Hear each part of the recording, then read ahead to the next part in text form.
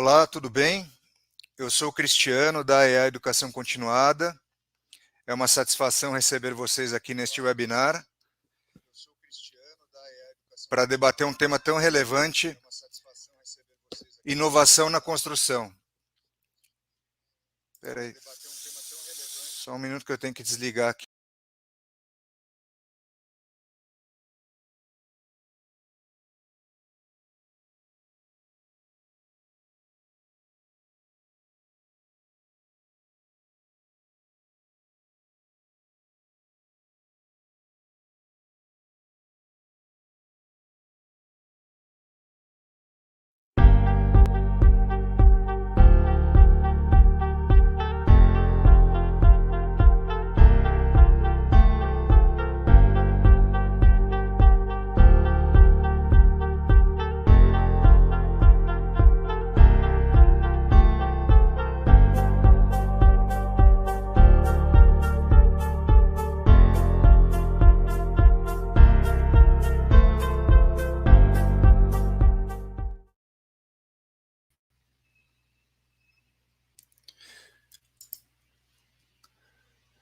Estão me ouvindo?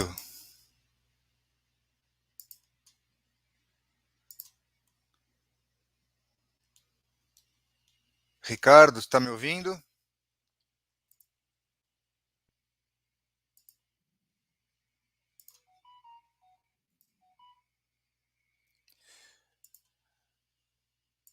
Bom, pessoal, desculpa, caiu aqui a minha conexão. Vamos começar de novo, né? Então, olá, tudo bem?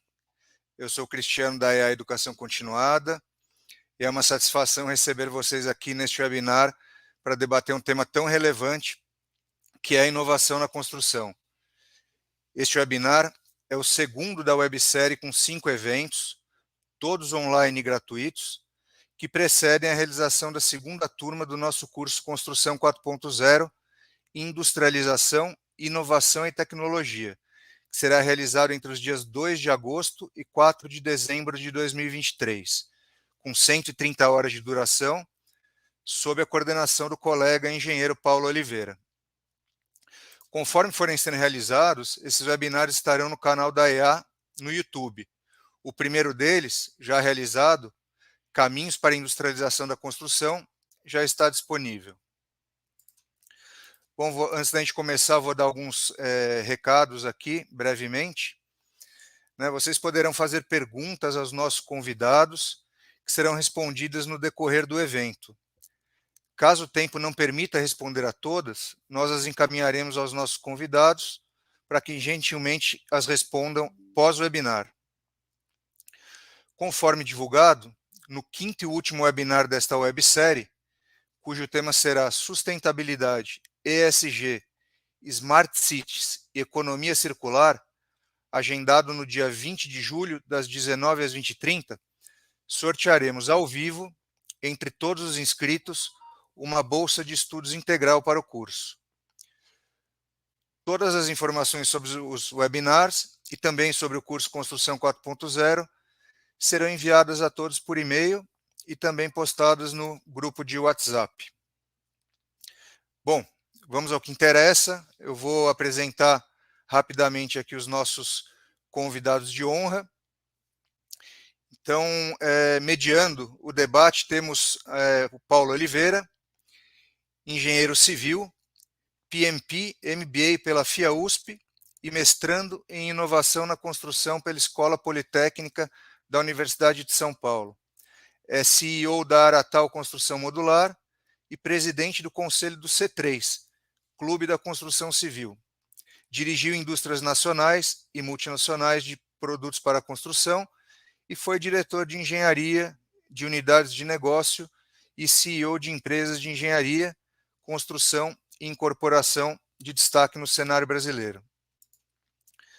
Bom, dando sequência, a gente tem aqui os nossos convidados de honra. Vou começar aqui pela professora Mércia Maria Semensato Botura de Barros, engenheira civil pela Universidade Federal de São Carlos, mestrado e doutorado em engenharia de construção civil pela Escola Politécnica da Universidade de São Paulo, professora do Departamento de Engenharia de Construção Civil da Escola Politécnica da Universidade de São Paulo, participa do grupo de ensino e pesquisa em tecnologia e gestão da produção de edifícios, com trabalhos focados nas linhas inovação e racionalização nos processos construtivos e gestão da produção na construção civil. E completando o time, Luiz Henrique Ceotto, engenheiro civil com mestrado em engenharia de estruturas pela USP, com mais de 40 anos de carreira, possui também o Executive Certificate in Strategy and Innovation pelo MIT, Massachusetts Institute of Technology, atual membro do RICS, Royal Institution of Chartered Surveyors, atuou na Tishman Speyer como Managing Director e Head of Design and Construction. Na Encol, liderou as atividades de construção e desenvolvimento tecnológico e, somando-se à sua experiência na Impar Incorporação, alcança um total de mais de 800 prédios construídos sob sua orientação. Professor visitante da PoliUSP, possui 2 livros publicados, além de diversos artigos. O Ceotto também é sócio fundador e CEO da Urbic. Bom, desejo a todos um excelente webinar e passo a palavra ao Paulo para iniciar o debate. Boa noite a todos. Obrigado, Cristiano, pela apresentação. É uma honra e um privilégio estar aqui com 2 ícones da engenharia brasileira, a professora Mércia e o Ceotto. E espero que vocês que estão nos ouvindo curtam esse momento e tenho uma expectativa de muito conteúdo de qualidade entregue para vocês. Então, para começar, boa noite, professora Mércia, boa noite, Ceotto. Boa noite, Paulo, boa noite, Luiz, boa noite, Cristiano, boa noite a todos e todas que estão nos dando o privilégio da sua presença, do seu tempo aqui conosco hoje. Muito bom. Eu gostaria que, antes da gente começar a debater, que a professora Mércia e depois o Ceotto fizessem as considerações deles sobre o tema, né? Um tema muito importante. O setor de construção está passando por uma transformação grande, precisa passar por ela. Nós somos, de fato, sermos indústria, não querermos ser indústria, mas sermos indústria, e a inovação tem um papel fundamental nessas transformações. Então, gostaria que a professora Mércia primeiro fizesse a gentileza de fazer as considerações dela sobre o tema e depois o Ceotto. Ok, muito obrigada por esse privilégio. Para mim é uma honra estar aqui com vocês nesse diálogo, né, sobretudo tendo aqui a presença do Luiz Ceotto. E eu gostaria de começar essa minha fala exatamente pelo início disso na minha carreira. Eu sou formada pela Universidade Federal de São Carlos e eu tive o privilégio de ter o Luiz Ceotto como professor. Ele era muito, muito, muito jovem, era o iniciozinho daqueles 40 anos de carreira, e eu talvez um pouco mais jovem só, né? Luiz já estava formado com mestrado, e saiu daqui de São Paulo para São Carlos, e lá nós já tínhamos um curso voltado para o desenvolvimento tecnológico. Então, a semente desse desenvolvimento tecnológico começou nos idos dos anos 80.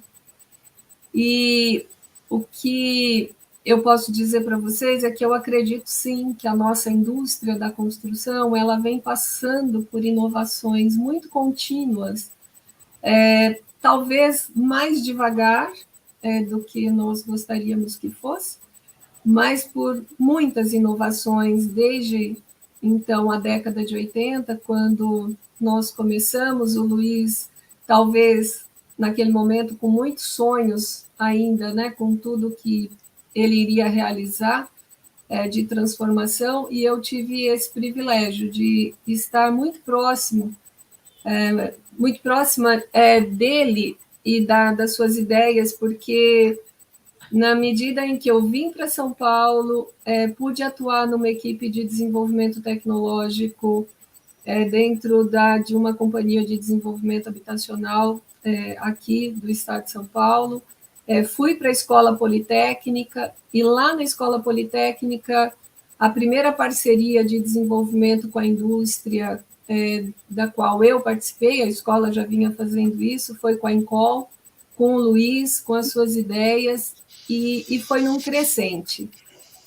Esse processo todo de inovação que nós vimos passando por esse tempo todo, e algo bastante interessante nesse processo que eu gostaria de... me veio à mente que na época da Encol nós fizemos inúmeros vídeos, treinamentos, porque passamos por um processo de racionalização muito intenso em todas as obras, fizemos muitos e muitos vídeos, coisas belíssimas para a década de finais de 80, iníciozinho da década de 90.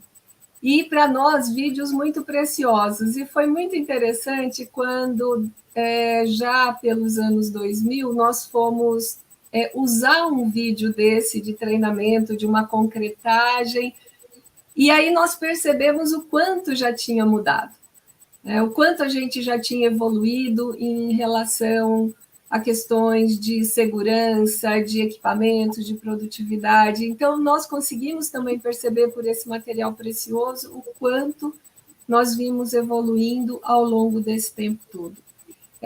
Mas evoluímos, e tem um aspecto que eu não posso deixar de mencionar, que sempre me marca muito, que é a heterogeneidade que nós temos no nosso setor. Então, a inovação, ela consegue, no nosso segmento, sobretudo no segmento de construção de edificações, ela consegue conviver com aquilo que ainda traz uma carga de artesanato, uma carga do tradicional bastante grande, numa diversidade de país que é muito grande. Mas nós não podemos ter nenhuma dúvida que a evolução ela é presente no nosso segmento, e eu tenho certeza que todos que aqui estão, pelo interesse que têm no tema, são protagonistas dessa inovação. Muito bem. Perfeito. Obrigado. Cioto, as suas considerações, então, sobre o nosso tema.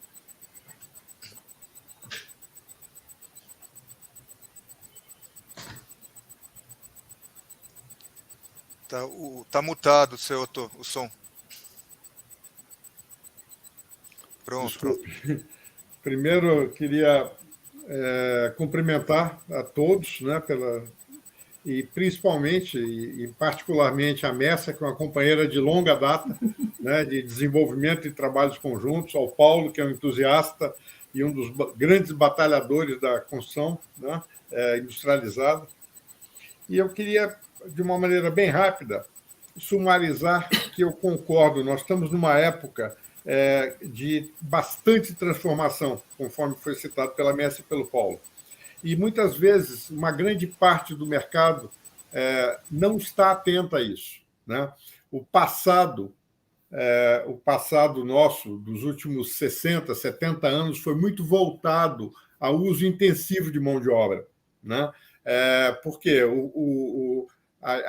houve uma evolução muito forte da agricultura, né, no Brasil, que antigamente era feito em lombo de burro, né, ou lombo de parelha, né, no cabo da enxada, né, com arado, né, e nós hoje nos transformamos, né, na maior potência agrícola do mundo, né,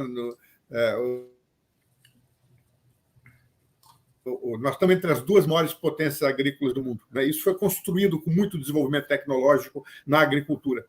E, enquanto a agricultura evoluía, né, nós fizemos o contrário, nós aproveitamos a mão de obra, né, porque como a produtividade no campo cresceu muito, houve um êxodo de trabalhadores do campo, tá certo? E o setor da construção civil, né, em acertos com o governo, né, resolveram absorver isso. eu acho que foi até uma atitude válida, né, no passado, mas o que era uma coisa que podia ser conjuntural, que podia valer por 5 ou 10 anos, né, se tornou uma estratégia perene, né?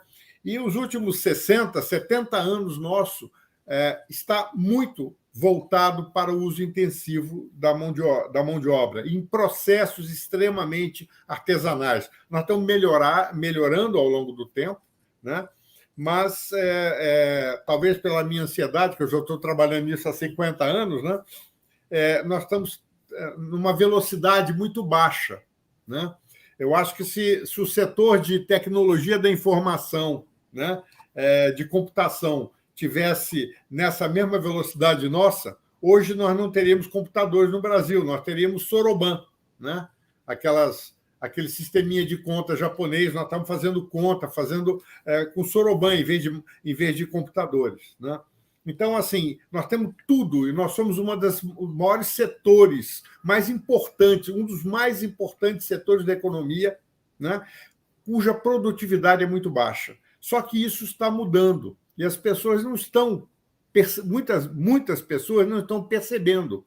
Então, hoje, se no passado nós tínhamos mão de obra abundante, hoje nós não temos mais isso. Hoje, no dia de hoje, está muito difícil conseguir trabalhadores qualificados para as nossas obras. E olha que nós não estamos num período, nós estamos num período de crise, né? Com essa taxa de juros aí de 13,75% ao ano, né? Nós estamos com o setor deprimido. Se essa taxa de juro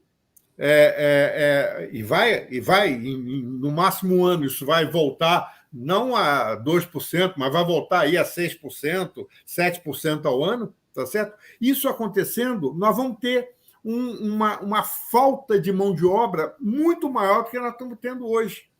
Então, isso é um alerta que a industrialização da construção é fundamental para a gente poder contornar esse problema e resolver esse problema. Nem contornar, resolver esse problema, né?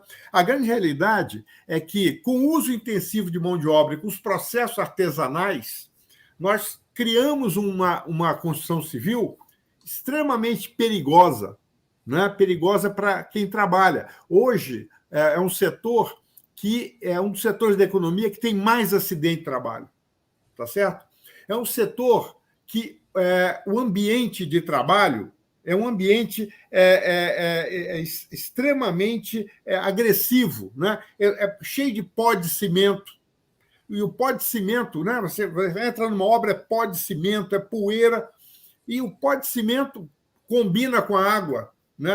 A umidade do pulmão, e isso engessa, né? Quer dizer, você entope o pulmão. Então, é um grande. Como nós não temos estatísticas a esse respeito, eu tenho contato com mestres de obra antigos, né? Praticamente todos os mestres de obras e pedreiros e carpinteiros que eu trabalhei no passado, hoje estão com problemas sérios no pulmão, né? Só que ninguém conta isso. Quanto isso está custando para os trabalhadores, né? É um setor que usa muita força humana, são trabalhos penosos, né? Então, assim, a industrialização da construção ela vem para resolver todos esses problemas. Nós não temos mais peças pesadas, nós vamos ter que ter um nível de mecanização alto, né? O uso de construção úmida é mínimo, a produtividade é altíssima, portanto, nós vamos poder pagar melhores salários. Então, é um conjunto de coisas que vai beneficiar principalmente o trabalhador do nosso setor. Fora a homogeneidade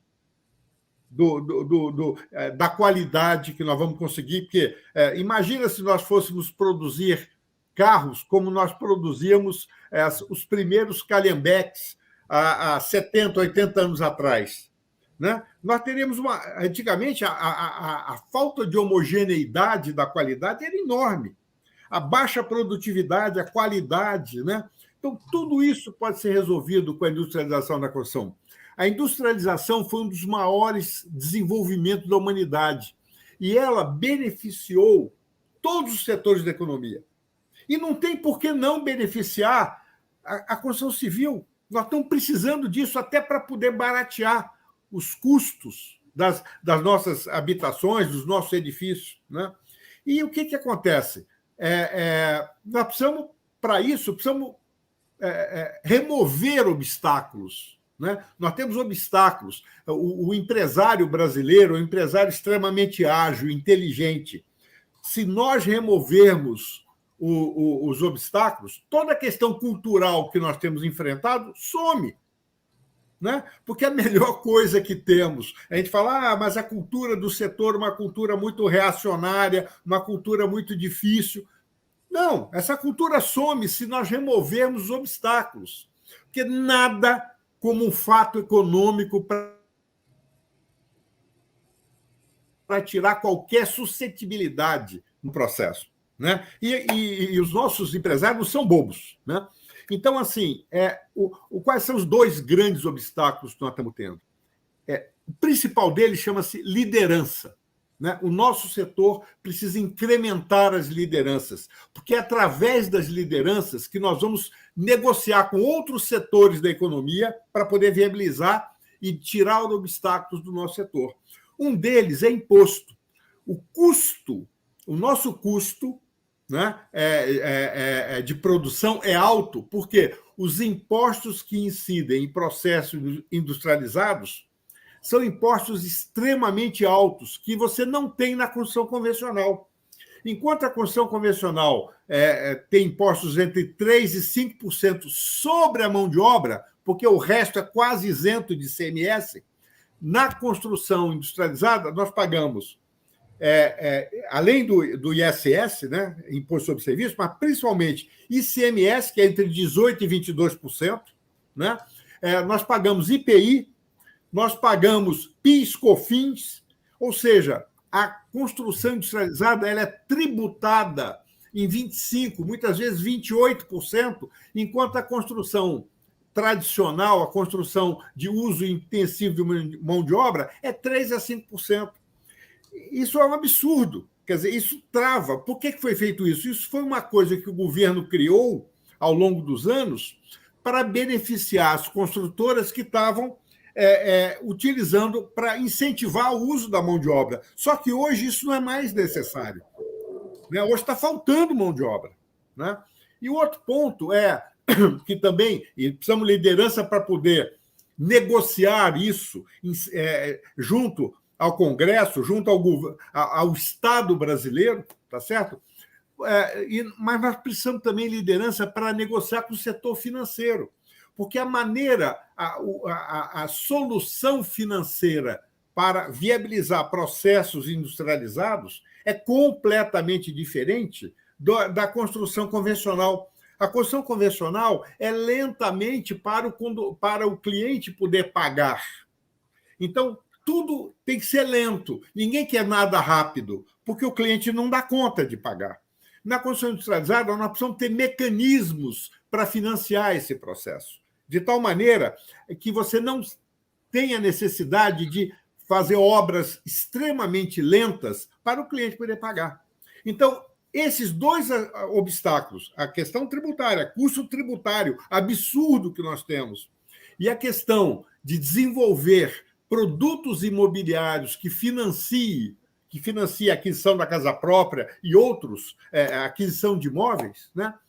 Isso resolvido, o nosso setor vai explodir em termos de explodir no bom sentido, né? Em termos de possibilidades da industrialização. Mas, enquanto nós não resolvemos esses dois sentidos, esses dois problemas, nós vamos sofrer muito, como nós estamos sofrendo. Né? Então, era basicamente isso que eu queria dizer. Nós temos uma possibilidade, nós temos no Brasil praticamente toda a tecnologia que nós temos no exterior, toda a tecnologia, só que nós não usamos. Né? Nós usamos muito pouco. A capacidade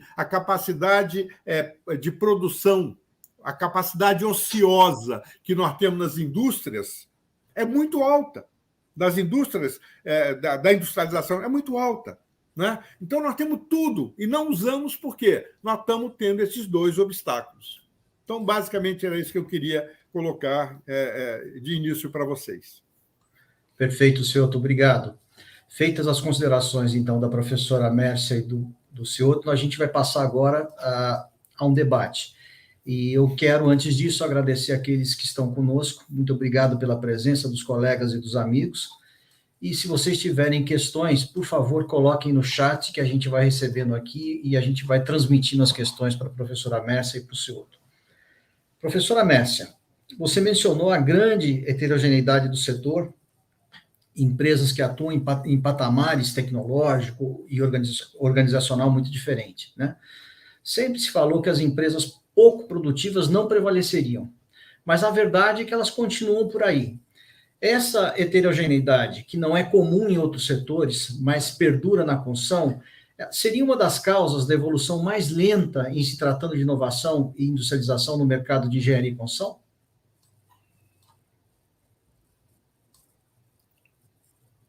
Extremamente importante, e ela acaba fazendo ressonância com aquilo que o Luiz Ceotto acabou de colocar para nós, né? Porque os incentivos que nós temos para a construção tradicional, eles são ainda, no Brasil, bastante importantes. Então, os custos dessa construção, apesar da baixíssima produtividade, acabam sendo muito mais competitivos, né, quando nós temos aí cargas tributárias tão elevadas, quando nós falamos de construção industrializada. Então, eu acho que ela faz ressonância com um pouco aquilo que o Luiz Ceotto colocou, e eu acredito, sim, que essa lentidão ela tem a ver, e, sobretudo, porque eu acredito que nós, ainda do ponto de vista ambiental, que eu acho que é um outro item que eu gostaria de trazer para esse debate, que também tem a ver com essa questão que você coloca, nós também ainda estamos engatinhando muito. Então, o Luiz colocou, né, trabalhar com uma tecnologia mais leve, de menor consumo de material, e, por outro lado, na tradicional, eu tenho um extrativismo muito grande dos nossos recursos naturais e que não são taxados, né? Então, eu tenho muitas isenções, então eu continuo retirando areia, eu continuo retirando a brita, eu continuo retirando o clinker, então, e com custo muito mais baixo do que com o produto industrializado. E isso acaba levando a que essa construção tradicional, que está na raiz, que está no cerne, daquele saber fazer operário, né? Porque, e aí eu quero trazer um outro ponto, que é a própria legislação, que ela não atinge aquilo que a gente pode chamar também de mercado informal, do mercado mais formiga, em que as pessoas vão fazendo na medida do possível, da necessidade. Então, eu vou perpetuando um jeito de fazer, um jeito de ser, né? Um sistema de produção muito artesanal, porque ainda vale a pena. A nossa mão de obra é muito pouco valorizada, né? Então, quando na época daquele grande boom, né, que nós tivemos há alguns anos atrás, em que o pessoal estava falando, agora eu preciso do mais engenheiro, porque não tenho engenheiro no mercado, não tenho mão de obra. Eu falei, finalmente nós vamos conseguir valorizar a nossa mão de obra e, portanto, a produtividade vai ser valorizada e nós vamos conseguir mudar os nossos processos. Só que não, né? De repente, tudo isso vai por água abaixo e nós estamos com salários completamente achatados, né? Com um valor muito baixo, tanto é que, né, aquele equilíbrio de material e mão de obra, ele acaba desequilibrando, sobretudo quando você vai para uma situação de mais indústria, de mais tecnologia, de mais componentes. A nossa mão de obra tem um custo muito baixo. Então, eu acho que isso vai perpetuando as empresas e por isso que elas não morrem, por isso que elas não desaparecem, apesar da baixa produtividade que nós temos. Nós temos baixa produtividade, mas nós temos associado a isso uma baixa remuneração e uma baixa carga tributária nesse segmento, em contrapartida, né, a um segmento mais industrial. Mas eu gostaria de trazer também à discussão essa falta de mão de obra que pode acontecer se nós tivermos uma mudança de cenário econômico. Por quê? Porque a demanda por construção, né, seja ela uma construção habitacional, seja ela uma construção comercial ou mesmo industrial, num país em crescimento, como é o Brasil, de grande população, ela vai se elevar. Eu vou querer produzir mais numa mudança de cenário e eu não vou encontrar a mão de obra. O valor vai crescer, mas não vai adiantar o valor crescer porque eu não vou encontrar. E eu acredito fortemente que a industrialização, você trabalhar a partir de componentes que sejam produzidos em indústria, vai ser possível eu trazer uma mão de obra jovem que hoje não quer trabalhar nas condições da construção tradicional, e isso é fato, mas que pode ter, na construção industrializada, uma grande oportunidade de emprego que hoje praticamente não existe no mercado formal. Os nossos jovens, eles estão com grandes dificuldades de encontrar trabalho. E eu acredito que a industrialização ela é uma grande oportunidade para essa massa jovem que nós temos no nosso país. Excelente, professora Mércia, obrigado. O Fábio Desante, ele comenta aqui, famoso jeitinho brasileiro de realizar de forma artesanal, né? A gente brinca que a construção é um grande artesanato construtivo, né? É uma forma carinhosa, mas tem uma preocupação enorme que está externada aqui, tanto pelo Cioto como pela professora Mércia. Cioto, eu queria fazer uma nova pergunta para você, mas já emendando com uma pergunta também do Hernani Francisco, perdão, primeiro, do Hernani Francisco Fernandes. Cioto, você é um engenheiro e um executivo experiente, muito experiente, que sempre lutou pela inovação, para o avanço da construção industrializada, enfim. E a sua nova operação está aí justamente realizando tudo aquilo que você sempre idealizou. Mais do que isso, você é reconhecido pelo pioneirismo das suas iniciativas, né?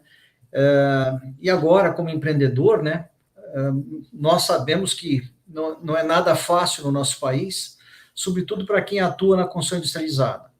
Então, as perguntas são as seguintes: na sua opinião, qual o papel do Estado no incentivo à industrialização da construção? E eu queria emendar, então, com a questão do Hernani, né? Será que teremos uma reforma tributária que incentive a construção industrializada? E teremos também uma política de financiamento que estimule a produtividade na construção? São questões bastante interessantes, né? De uma maneira bastante rápida, né? Eu acho que o Estado tem pode ter um papel muito importante, mas o principal papel dele é não atrapalhar. E hoje, com essa carga tributária, o Estado está atrapalhando muito. Isso não aconteceu na agricultura. Na agricultura, na evolução do desenvolvimento tecnológico na agricultura, o Estado ele assumiu um papel muito positivo, né, de fomentar o setor, facilitar financiamento, facilitar a capacitação através da Embrapa. A Embrapa foi um dos grandes vetores do desenvolvimento tecnológico na agricultura, né? Mas hoje, além do Estado não fazer nada nesse sentido, né, nós não temos uma Embrapa do setor, né? Ele atrapalha com cargas tributárias assimétricas, né? Muitas vezes com exigências. Ele podia ser um grande indutor como contratante. O Estado pode ser um grande contratante através de tanto habitações como de infraestrutura, né? Um grande contratante de serviços que poderiam ser industrializados. Mas hoje o Estado ele contrata serviço convencional. Ele contrata uma planilha de custo unitário, onde você tem que especificar o metro cúbico de areia, entendeu? Quantos quilos de cimento, quantos pregos você vai utilizar. A maneira de contratar que o Estado hoje tem das grandes obras é absolutamente absurdo. Então, além da questão tributária, o Estado, como um grande contratante, faz um desserviço à construção industrializada, né? Então, assim, de uma maneira rápida, né, Paulo, é isso. Se ele, pelo menos, não atrapalhasse, já era um grande avanço. E se ele puder ajudar, né, inclusive com linhas de financiamento de pesquisa para o setor, né, com contratações inteligentes, né, eu acho que ajudaria muito. Nós poderíamos disparar e seríamos, assim como aconteceu na agricultura, talvez nós fôssemos um dos países mais evoluídos na construção civil e não um dos menos evoluídos que nós temos hoje. Perfeito. Eu acho que isso responde também uma pergunta do Joel Bueno Júnior, que ele afirma aqui que a construção industrializada é o futuro, né? E ele pergunta quais são os incentivos que poderão ser criados para incentivar esse processo. O senhor já colocou, né? Então, acho que a pergunta está respondida. É claro que todos os pontos que o senhor colocou são muito importantes, né? Mas vamos lembrar que, se não atrapalhar, já é uma grande ajuda, né? Perfeito. Professora Mércia, a gente tem uma pergunta aqui da Cláudia Catá, que ela diz o seguinte: o Brasil enxerga a construção industrializada de uma forma distorcida. Aqui o modelo construtivo quer ser comparado pelos valores dos modelos convencionais. Como a senhora avalia isso?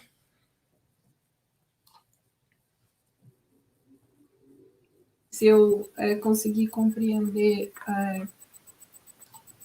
onde ela quer chegar com a pergunta, mas eu acho que a pergunta ela traz, de toda maneira, uma discussão interessante do que é a construção industrializada, né? Quando ela afirma o Brasil, ele não conhece, ele não sabe, ele é equivocado no seu conceito, e eu acho que nós, de uma maneira geral, de fato, nos equivocamos muito com o conceito da construção industrializada, porque a indústria, ela eu sempre vejo, né, o processo industrial, eu sempre falo do processo industrial. O que é esse processo industrial? No processo industrial, nós temos um produto que está muito bem definido, em que o processo de produção está muito bem definido, então eu tenho um produto muito bem definido a partir de um projeto que está exaustivamente trabalhado. O meu marido, particularmente, é da indústria eletroeletrônica, e ele sempre me dizia assim: o seu problema é que vocês só trabalham com o protótipo. Nós resolvemos todos os nossos problemas no protótipo e depois a gente sai produzindo em série. Então, eu sempre tive isso muito na cabeça, né? Então, assim, eu tenho um projeto que é extremamente detalhado, pensado, resolvido, e depois eu desenho a minha produção de uma maneira muito bem definida, e eu sigo isso durante a produção. Isso com todo um processo de gestão dessa produção. Isso vai caracterizar o processo industrial. E eu posso fazer isso na minha indústria da construção. O problema que eu acho que a gente começa a se deparar nessa nossa indústria é que nós trabalhamos efetivamente com um produto complexo, né? E aí o produto complexo, na sua essência do sentido complexo, quer dizer, a mudança numa determinada parte, né? Num determinado subsistema ou num determinado elemento, acaba causando problemas e causando modificações em outros subsistemas. Então, isso é a definição do produto complexo, e nós temos um produto extremamente complexo, cujo projeto nem sempre é trabalhado, porque o projeto unitário, eu não repito o processo de projeto de uma maneira racional, né? Então, eu começo sempre do zero, o meu aprendizado é um aprendizado muito baixo. Está mudando, mas é aquilo, está mudando lentamente hoje com as ferramentas do BIM, quem sabe, né? A gente com as bibliotecas, nós vamos evoluindo, mas quanto tempo a gente tem custado para chegar nisso? Então, eu começo com uma defasagem de projeto, e com esse projeto não tão bem definido, eu vou para um processo de produção, e aí eu sempre brinco, né, com os nossos. Nós temos um curso de especialização em tecnologia e gestão da produção de edifícios na escola, que os nossos engenheiros, né, voltam para a universidade para aprofundar os seus conhecimentos. É um curso muito interessante, e eu sempre brinco que nós não formamos na engenharia civil o engenheiro de produção. Os nossos engenheiros de produção, eles continuam sendo engenheiros de projeto, porque eles são demandados, muitas vezes, a cobrir lacunas de projeto, só que, às vezes, também sem ter a visão do todo. Então, acabam mexendo numa parte que acaba, né, levando para outra que não fica tão bem resolvida, e perde tempo, perde produtividade, as coisas não estão tão bem resolvidas. Então, esse processo industrial, nós ainda não conseguimos absorvê-lo como uma coisa de essência na nossa atividade. E eu acho que essa é uma das grandes dificuldades que nós temos para fazer isso evoluir de uma maneira mais rápida. Pensar como um processo industrial. Não é assim só, tá bom, eu vou dar um exemplo muito claro, que a gente tem assim muito claro. Agora veio a tecnologia do drywall, do gesso acartonado, então está tudo resolvido. O Luiz, ele sempre fala, vamos deixar de empilhar tijolo.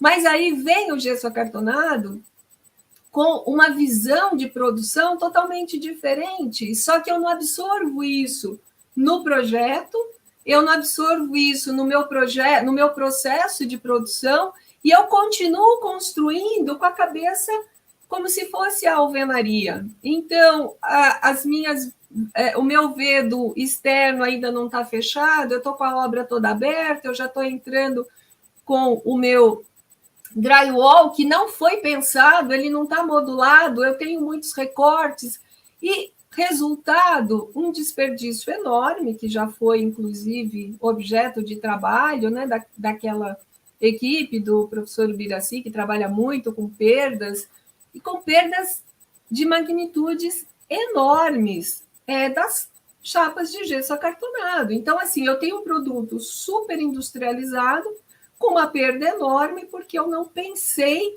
esse produto, esse componente, dentro de uma visão industrial.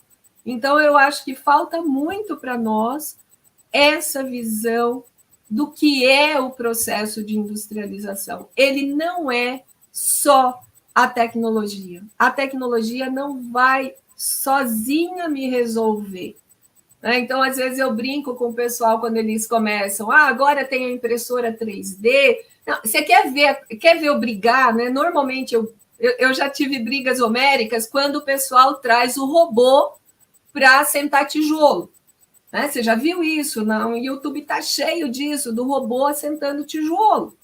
Então, assim, não é a tecnologia do robô. Aí ele pega um produto como o bloco, né, que tem argamassa, aquilo que o Luiz falou, está molhado, tem cimento, né?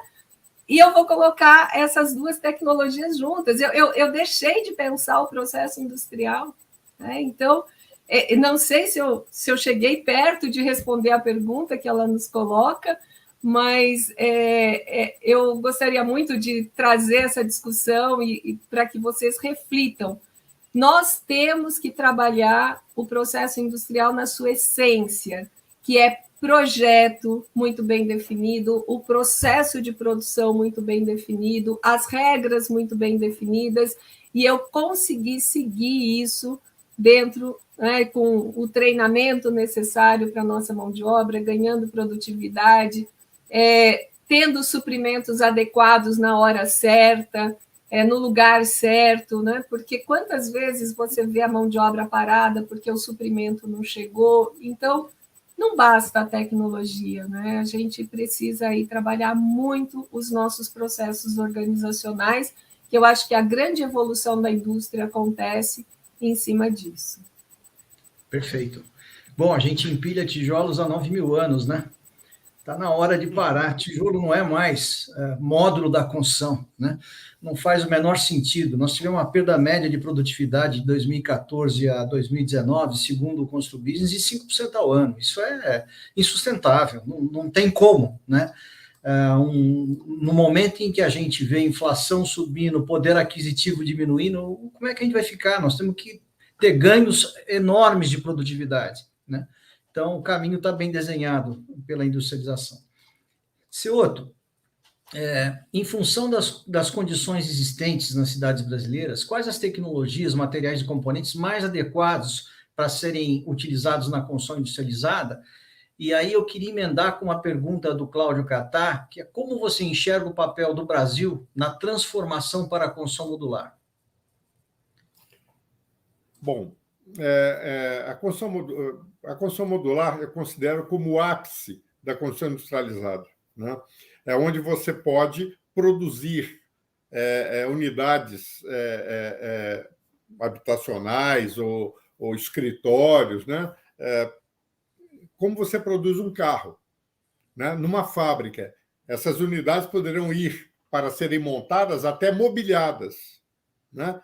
Muito parecido com o que a gente faz com carros, com motocicletas, né? Com geladeiras, né?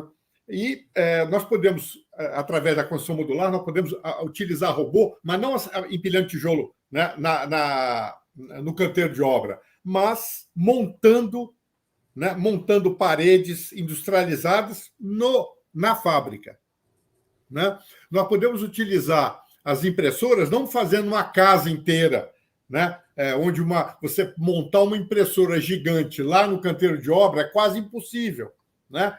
Num nível de adversidade muito grande ao tempo, você pode fazer impressoras fabricando componentes para serem montados numa indústria, né? Então, assim, existem várias... A construção modular, ela é vamos dizer assim, um extremo positivo de uso intenso da industrialização. Mas nós temos a industrialização que você usa componentes e você monta o componente na obra, né? Nem sempre você consegue, com o custo Brasil, você levar um módulo pronto para a obra. Qual é o custo Brasil? Nós temos... nossas cidades têm cabo elétrico, né? Poste para tudo quanto é lado, então é muito difícil você, às vezes, montar um guindaste para poder empilhar aí módulos e não tijolo, né? Você tem, muitas vezes, limitações totalmente sem sentido. Aqui em São Paulo é uma. Nós temos limitações para uso de grua que não tem o menor sentido disso, né? Então, assim, então muitas vezes você pode usar a construção modular, que é excelente, o estado da arte da industrialização, né? Mas também você pode, usando componentes feitos em fábricas, vocês montarem com parafuso e cola esses componentes para construir edifícios em lugares que você não tem tanto acesso. Para vocês terem uma ideia, né, vocês já devem ter visto na internet as experiências chinesas com construção modular, e todo mundo acha muito interessante. Os chineses estão fazendo propaganda, né? Assim, os chineses fizeram um trabalho que mostraram para a gente qual é a distância que nós estamos do nível de vanguarda da produção de edifícios. Os chineses mostraram que conseguem fazer um prédio de 17 pavimentos em 24 horas. Eles começaram montando hospitais, e eles montaram um prédio de 70 pavimentos em 120 dias, depois chegaram a um ponto montaram um prédio, né, de 17 pavimentos em 24 horas. Todo mundo acha muito engraçado. No Brasil nem mede produtividade. Nós não medimos produtividade. E tudo aquilo que você não mede, você não gerencia. Nós não temos... Nós temos produtividade agrícola medida pelo Estado brasileiro, mas produtividade, o nosso setor como um todo, que é um dos mais importantes setores, né, de maior peso, não mede a sua produtividade. Nós medimos produtividade por espasmo. Então, alguém, né, de repente, a gente resolve, junta uma graninha, né, e contratamos a Getúlio Vargas para fazer uma medição de produtividade. Os Estados Unidos mede isso trimestralmente, porque isso subsidia toda a política setorial. Assim, a produtividade do Brasil é tão desimportante que nós não chegamos a medir, né? Então, essas possibilidades são gigantescas, e os chineses fizeram um grande trabalho nesse sentido para mostrar. E os chineses estão chegando, né? Os chineses já chegaram, né? Eles começaram a comprar grandes companhias no Chile, entendeu? E logo o chinês varreu os americanos, a construção industrializada na Europa, né? através do chinês, varreu o americano da Europa, varreu da Oceania. Hoje, os maiores fornecedores de componentes industrializados da Austrália, 40% de tudo que é usado na Austrália é China. A costa oeste americana, mais ou menos 25%, 30% de tudo que se faz lá é feito em navio chinês. Né? O navio é a fábrica. Eles botam eles chegam da China, abastecem o navio com materiais. Durante o trajeto, eles vão montando os módulos, aportam, né, na região próxima a Los Angeles. As construtoras americanas recebem os módulos e montam. O navio volta para alto mar, para não ter encheção de saco de sindicato americano, produz mais módulos, volta e... Assim, gente, as possibilidades são enormes. Através da industrialização e da construção modular, a construção deixou de ser local. Você hoje tem hotéis, né, como o Marriott, lá de Nova York, né, que são feitos na Polônia. Ele é fabricado, os módulos na Polônia, colocam no navio e são montados em Nova York. Quer dizer, olha a quantidade de possibilidades e de redução de custos que nós estamos tendo e que nós não estamos tendo no Brasil. E a grande maioria dos empresários brasileiros acha isso muito engraçado, assim, que legal, né? Às vezes o pessoal vai para os Estados Unidos, olha, que bonito, e volta e acha que não tem responsabilidade nenhuma com esse país, entendeu? Para a gente poder fazer alguma coisa. E para poder fazer isso, eu volto a insistir, são 2 obstáculos. O custo forçado, artificial, que nós estamos impondo, um acréscimo de custo artificial que nós estamos impondo à construção industrializada, e a falta de mecanismos de financiamento da construção rápida. Então, basicamente, são esses 2 itens. Perfeito, Cioto. Antes de passar a próxima pergunta para a professora Mércia, eu quero destacar aqui 2 comentários. Um do amigo José Marmo, obrigado pela presença, Marmo. Mércia, concordo com você, toda mudança de tecnologia começa nos projetos. E professor Renato Saad, amigo Renato, obrigado pela presença. Ele diz o seguinte, e eu vou emendar na próxima pergunta. Perdão. Nossos mestres não estão deixando um legado, seus filhos estão ganhando dinheiro e fama no TikTok. Essas limitações de mão de obra têm um preço, a patologia e a solução é a industrialização. Comentário do professor Renato Saad. Bom, e aí eu emendo com a seguinte questão, professora Mércia. Nossa mão de obra está envelhecendo e está ficando cada vez mais escassa, né? Esse é um assunto que até já foi citado aqui, né? E nós necessitaremos atrair jovens talentos para o setor e não estamos conseguindo formar novos profissionais com a capacitação necessária para a construção tradicional e para a construção industrializada, né? Dentro desse contexto, como é que você enxerga o papel do Sistema S, no nosso caso, sobretudo Senai, SESI, SESC, SENAC, né, nesse processo? Nossa, Paulo, você traz uma questão assim que eu tenho me debatido muito com isso, né?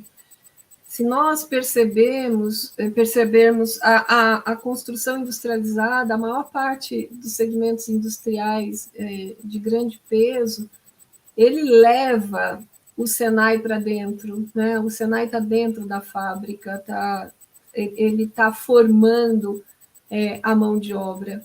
A indústria da construção civil, ela contribui com o Sistema S, porque é compulsório, né? Acho que o Luiz pode falar um pouco mais sobre isso, inclusive, e nós não usufruímos, na maior parte das vezes, desse sistema, que teria muitíssimo a contribuir para o nosso segmento, eu acredito.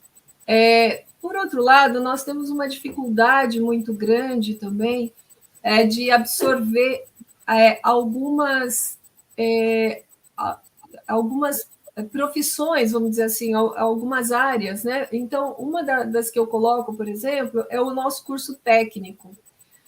Nós estamos falando de jovens, nós estamos falando de jovens que não estão vendo um caminho pela frente, a gente está com uma dificuldade enorme. O Luiz falou bastante da indústria, da agro, né, do nosso setor agrícola, né, da agroindústria. Outro dia eu ouvi, eu não tenho certeza sobre esse índice, mas eu adoro, né, os programas de agrocultura, enfim, todos eles, e eles disseram que hoje esse segmento representa de 25% do PIB, e estavam comemorando os 4 milhões de empregos no segmento, no setor. Eu falei, gente, 25% do PIB e 4 milhões de emprego é absurdamente nada, né? Absurdamente nada. Quer dizer, você tem 1/4 do PIB com 4 milhões de emprego, é nada. Então, aquilo que o Luiz falou, a produtividade nesse segmento está tão alta que não tem mais mão de obra ali, né? Então, eu não tenho mais ninguém no campo, eu tenho um monte de gente que está na cidade e que não tem para onde ir. E o TikTok da vida não vai trazer comida em casa. Por outro lado, eu não consigo absorver, por exemplo, a mão de obra técnica. E por que eu não consigo? Porque ela é desvalorizada.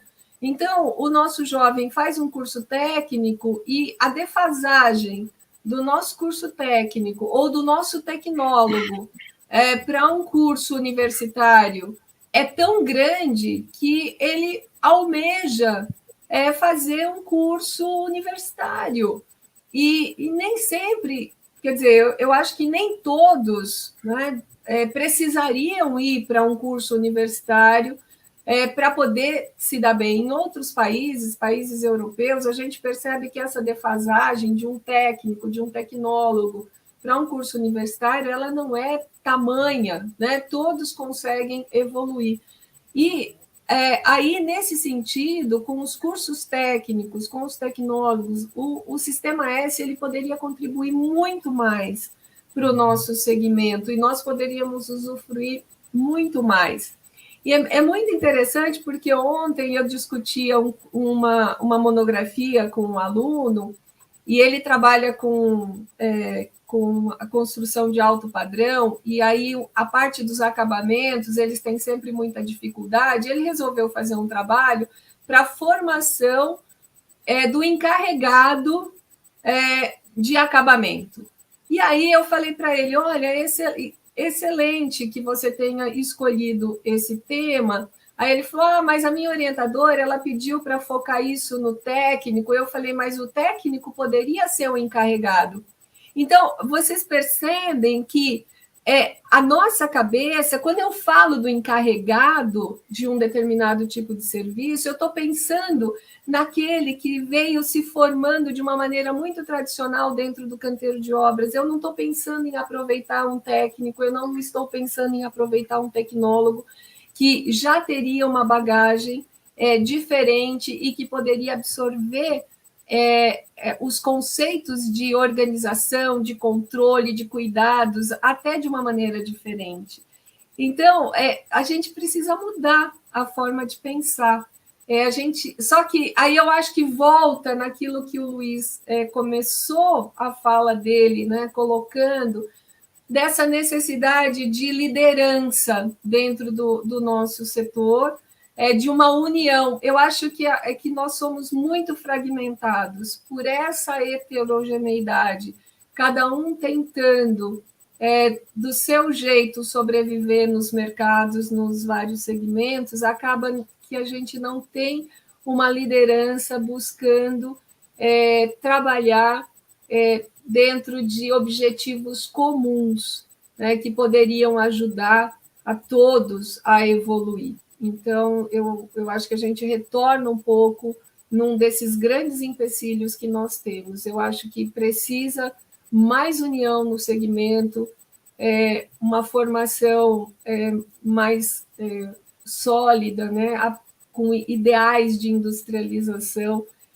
dentro da nossa área. Eu acho que falta um pouco isso. E eu queria trazer ainda, Paulo, se você me permite, muito rapidamente, quando você disse, né, o tijolo não é mais o nosso módulo, eu ouso dizer que ele nunca foi, porque trazendo uma questão assim da modularidade, porque quando eu estou falando de industrialização, quando eu estou falando de componente, eu tenho que falar de modularidade. E a nossa indústria, ela não quer trabalhar com modularidade. Nós ficamos na mão da incorporação que quer aproveitar cada centímetro do terreno, e nós nunca tivemos um módulo. Tanto é que a gente tem o submódulo com aqueles toquinhos, né, dentro de uma alvenaria racionalizada, que de modular ela não tem nada, um gesso acartonado que de modular não tem nada, uma esquadria que de modular não tem nada, tudo precisa ser medido na obra para poder você fazer o componente. E aí a gente nunca vai conseguir industrializar. Então, eu acho que é um outro aspecto que a gente tem que começar a pensar, né, que é o nosso projeto, de fato, nascer um projeto modular, não nesse sentido de módulo volumétrico, que até eu não gosto dessa terminologia, porque o modular ele deveria ser, na sua essência, algo que fosse, né, componível, como se fosse de verdade um Lego. Mas a gente ainda está engatinhando nesse processo, e eu acho que ele é fundamental também para o crescimento do nosso setor. Perfeito, professora Mércia. Eu vou fazer mais uma pergunta para o Cioto, e já vou pedir para ele fazer as considerações finais. Eu peço ao público, a gente não consegue, né, nesse tempo de evento que a gente tem aqui, trazer todas as perguntas para a tela, né? Mas eu tenho certeza que a professora Mércia e o Cioto vão respondê-las. A gente encaminha depois por e-mail, para que vocês não fiquem sem as respostas. E eu queria, então, fazer uma pergunta para o Cioto e uma pergunta do Rui Medeiros, né? O Rui é um empreendedor também e um inventor, um sistema genial chamado Eco Control System, que é um parceiro nosso aqui na Natal. E ele tem um sistema genial que gera 100% de economia de água durante o aquecimento da água para o banho em chuveiros a gás, né? E é um sistema mecânico, não é recirculação, não tem eletrobomba nem nada. Então, acho genial a ideia dele. Mas ele coloca uma questão aqui que é muito, que eu gostaria que o senhor fizesse, incluísse dentro das considerações finais uma reflexão sobre isso, né? Ele diz o seguinte: de que adianta a gente ter sistemas construtivos inovadores e disruptivos se essa aceitação é barrada pelos próprios projetistas que não recebem bem o novo e preferem os métodos tradicionais? Essa é uma grande questão, né? A grande realidade é que o setor se dá ao luxo, não só os projetistas, como empresários, se dão ao luxo desse tipo de coisa, tá certo? Por causa daqueles dois obstáculos, né? Porque a construção industrializada está mais cara artificialmente. Porque se não tivéssemos isso, quem se desse esse tipo de luxo estava quebrado. Entendeu? Era simples assim. Então, assim, hoje, o nosso setor é tão distorcido nos seus resultados, por esses dois itens que eu falei, né? Que a gente pode se dar o luxo de tudo. Né? Recentemente, a coisa de um ano atrás, eu vi uma propaganda, né, de apartamentos, né, de uma construtora famosa, aqui em São Paulo, famosa, que colocou, eu tenho isso aí, né, eu não vou colocar o nome, mas vou dizer o seguinte: nossos apartamentos são feitos de alvenaria, são feitos de concreto, assim, isso como valor. Meu Deus do céu, é mais ou menos a mesma coisa dizer o seguinte, que os nossos automóveis são puxados por parelha de burro. Né? E, assim, esse tipo de coisa só acontece dentro desse cenário de distorção. Tá certo? Então, gente, essa distorção, ela explica uma grande parte. E todas as suscetibilidades que nós estamos tendo, que às vezes dá até raiva, né, Paulo?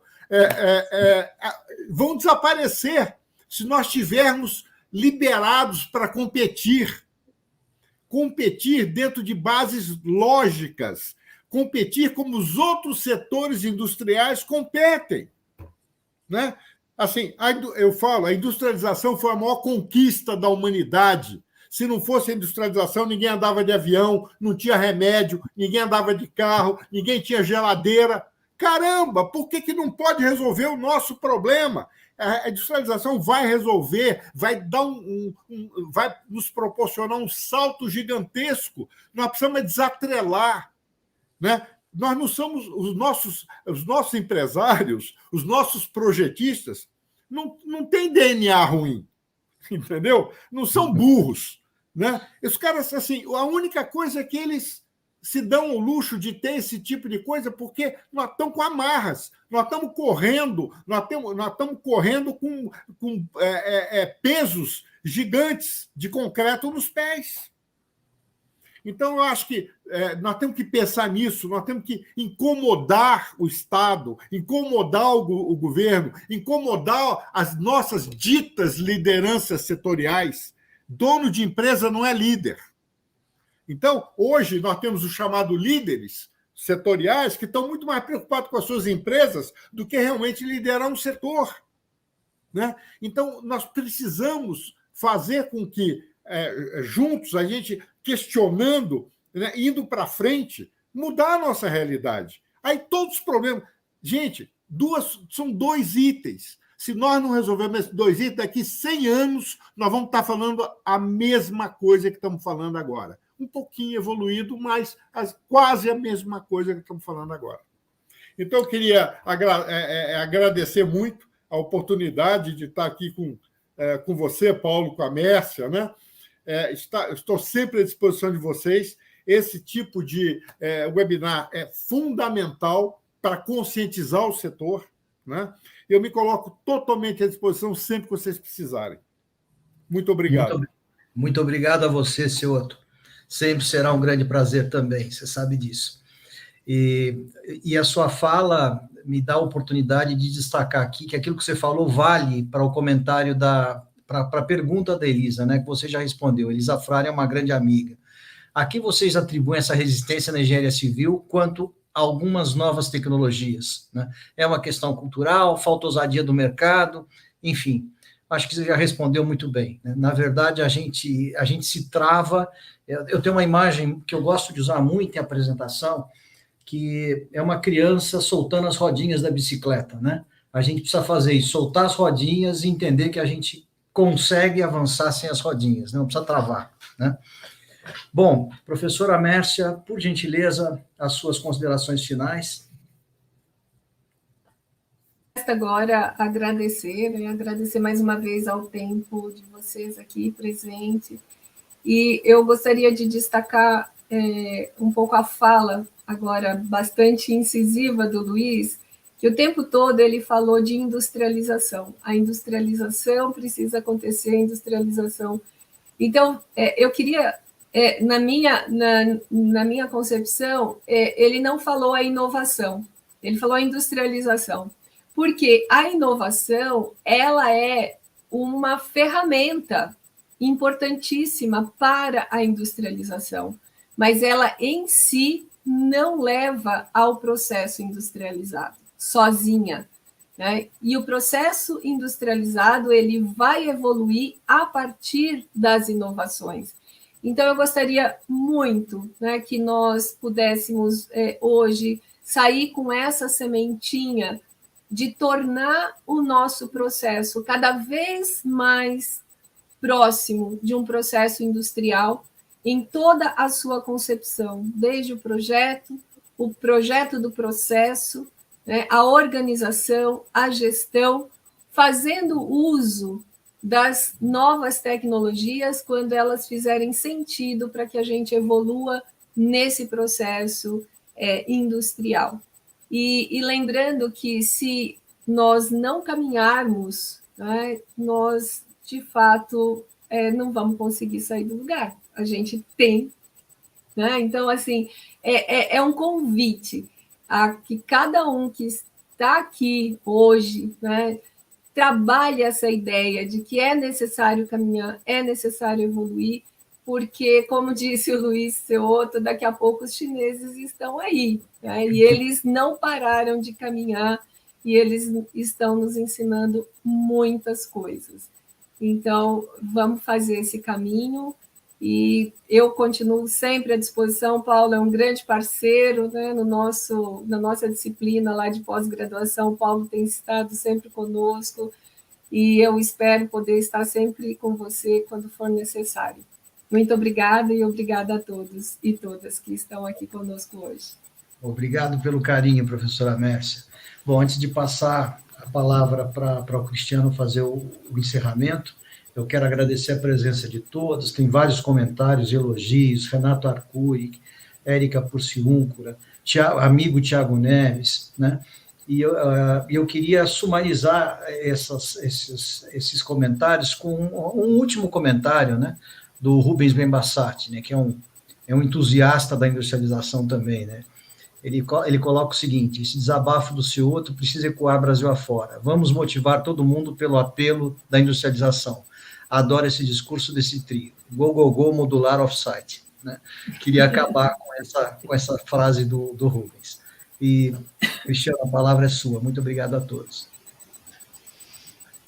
Eu queria agradecer aqui a presença de todos, né? Estou observando aqui no Ilém do chat, bastante movimentado, o pessoal interagindo aí, colocando as suas questões, né? É sempre bom ver isso, né? Queria agradecer a cada um de vocês, professora Mércia, Cioto, Paulo, é sempre muito bom ouvi-los aí, né? Vocês são grandes referências aí no setor, né? E é sempre importante poder, né, ter a oportunidade de trocar experiências com vocês, né? Durante o webinar, né, foi citado muitas possibilidades de uso, né, da construção industrializada, né? E acho que já está claro, né, há muito tempo que a construção tradicional não consegue lidar, né, com as grandes demandas que existem, né? E se a gente pegar só a demanda na área habitacional, né, que hoje gira em torno de 7 milhões, o déficit, né, de moradias habitacionais, e com a perspectiva aí de em 10 anos, né, segundo o estudo da FGV, do professor Robson Gonçalves, chegar aí a quase 31 milhões, né, esse déficit. Então, seguramente não é através da construção tradicional que a gente vai chegar lá. A construção industrializada tem que realmente levantar voo para a gente poder fazer frente a esses grandes desafios. Então, muito obrigado aí a todos pela presença, pela atenção, e nos vemos no próximo webinar, o terceiro da série. A gente vai passar todas as informações direitinho para vocês, e desde já os convido a estarem aqui conosco. Um abraço e boa noite.